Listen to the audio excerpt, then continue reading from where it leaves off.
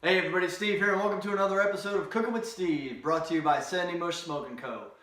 So I've taken about a month off from the cooking shows.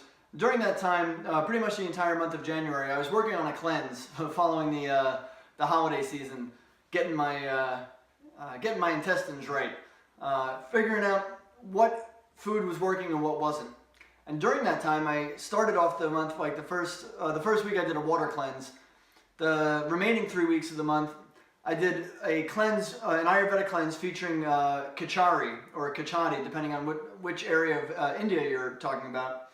And Kitchari is a really wonderful food. I fell in love with the recipe over the last 3 weeks, and I've been continuing to make it. Basically, it's basmati rice and mung beans that have been simmered into a porridge, broken down into a paste, somewhere between split pea soup and something a little bit thicker than that, something you actually like scoop with an ice cream scoop, depending on how thick you like it.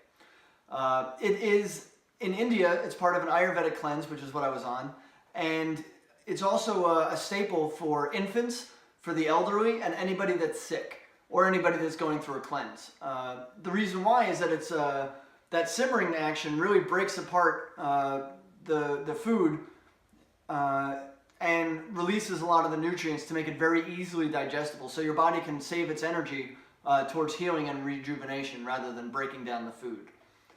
The spices are also part of that. There's a lot of turmeric and fennel in there, which are very good for the digestive system.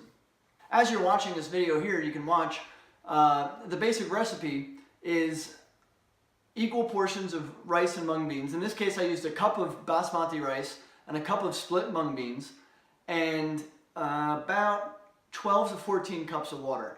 First, I rinsed the rice and beans until the water ran clear. This took about 4 different rinses, maybe about a gallon each time. About a gallon each time of water, about 4 times to get the water to run clear, remove all the starches and the dust from processing. Then I toasted some spices. I toasted some fennel seed and some cumin seed. And then the recipe itself is the spices that are in there are turmeric, coriander, fennel, cloves, and cinnamon sticks. So it's about 2 heaping teaspoons of fennel seeds, 2 heaping teaspoons of coriander, 2 heaping teaspoons of turmeric, 1 teaspoon of cloves, and 1 cinnamon stick that I've broken up into a couple of pieces. You can also use cinnamon powder if that's what you have. I like to use whole cinnamon sticks. As you're eating it, and you come across one, the area around it is a very heavily flavored with cinnamon, and it's just like a little surprise in every bowl, I guess. Oh, and there's also bay leaves. I add about 4 bay leaves in there as well.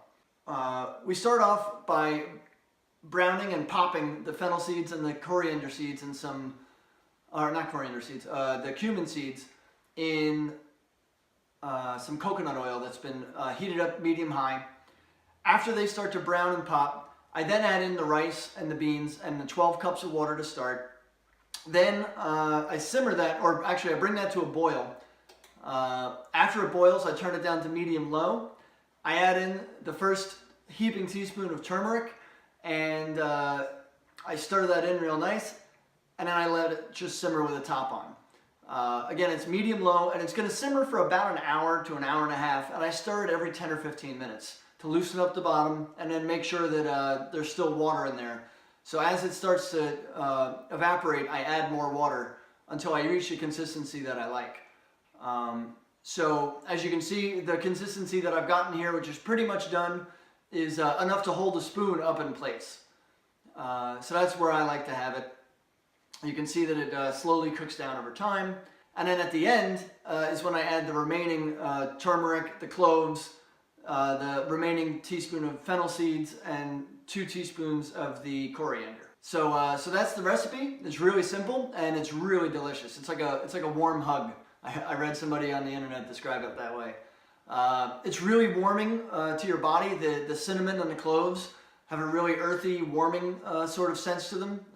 Very grounding, which again is why it's so key to Ayurvedic cleansing. And this is a vegan recipe, the way I make it with the coconut oil. You can use ghee or butter, but what I tend to do is I make the batch vegan, and then as I serve it, depending on the day, I'll either add some olive oil to keep it vegan and some chopped cilantro, or I'm going to add some butter or ghee and chopped cilantro for lunch and dinner. I've also been eating it at breakfast, in which case I add a little bit of butter and a little bit of honey to sweeten it up. The honey and the cinnamon and the cloves, make it really taste really nice. So that's the recipe. It's called Kitchari, and I hope you enjoy.